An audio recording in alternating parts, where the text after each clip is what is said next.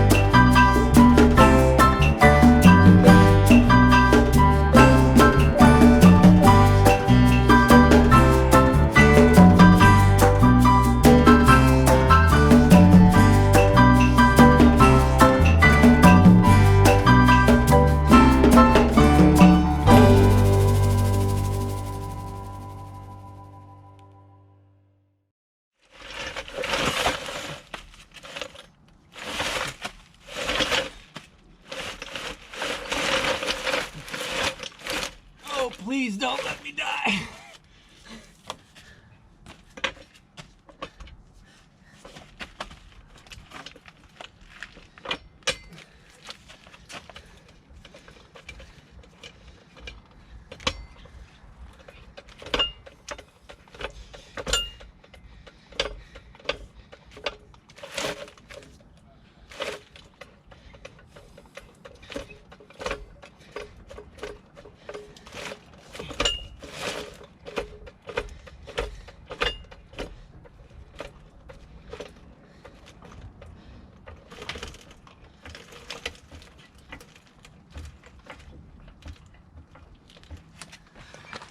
The key is not to actually lay under the trailer, but come in from the sides.